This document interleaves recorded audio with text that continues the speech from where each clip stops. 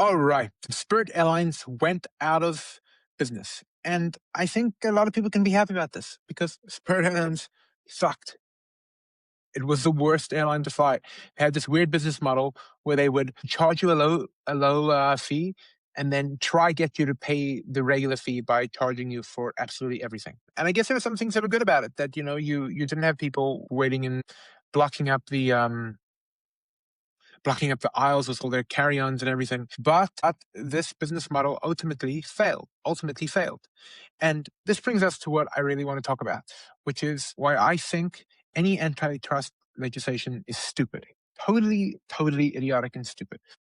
So why is Spirit Airlines out of business? Well, during the Biden administration, Spirit Airlines went into bankruptcy. The reason they were in so much trouble was because they had expanded too fast, because it was like everyone wanted to travel after COVID, and they had got into like a lot of they didn't have flights every day, and they couldn't really compete with the big airlines, and they started doing cheaper economy, and so they were in trouble. So their business model was failing. So what did they want to do? They wanted to do a merger with and they said that Elizabeth Warren and everyone said, well, it's anti-competitive. There's the low-cost airline. People are not, the consumer is going to be hurt, and we shouldn't allow this. And some judge agreed and didn't allow it. This is the craziest thing in the world. This is just so stupid. It's just so breathtaking stupid. How can a judge decide whether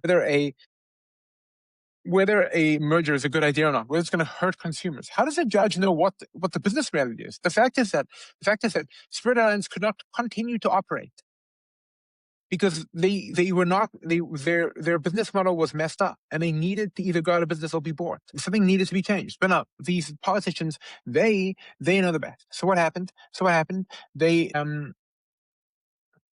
the merger didn't go through, and they went out of business. Now this is just a complete misunderstanding of how capitalism works. I remember I was talking to this one guy about shoe prices. So he was telling me, shoes are just too expensive. Why do shoes have to cost so much money? So I'm like, I wouldn't ever presume to imagine that I would know what the price of something is in some other business that I know nothing about. So he said to me, look, I know this one shoe store that sells shoes for much cheaper. So I'm like, oh, okay, great. So he's like, well, they don't have all the same styles. So I'm like, oh. And then he says, and they also don't have such good customer service. So I'm like, are you trying to make my argument for me? Are you trying to say that they can't provide the same product at the same price? So don't presume what it is in order to go into Spirit and be like, oh, you just have to keep your business model because it keeps prices low. Yeah, but also it was failing. And so this is why monopoly antitrust law is stupid. What is the fear here? That some monopolies are going to spring up and rip off the consumer. So then some other person will come up and offer the service for cheaper. The consumers never they talk about. I've never had a better consumer experience since online shopping, and that was making me scared about Amazon. But guess what? I buy from Walmart too. There's a lot of players. There's a lot of distribution now. There's a lot of ways. There's a lot of ways to be competitive. I just don't think, and especially now with the price of software is where it is, and with the ability to create things. The idea that we should worry about competition is ridiculous. There is one area of competition that we should be very concerned about, and that is the government's competition. And they enforce that competition with the barrel of a gun. So that is why their absolute failure of their disastrous institutions, like the DMV all the way down, always fail and always cost too much money because that's right. They're not there. They're a monopoly that is ripping off their consumers, the consumer of the taxpayers. So sure, we should get rid of as much of that monopoly as possible.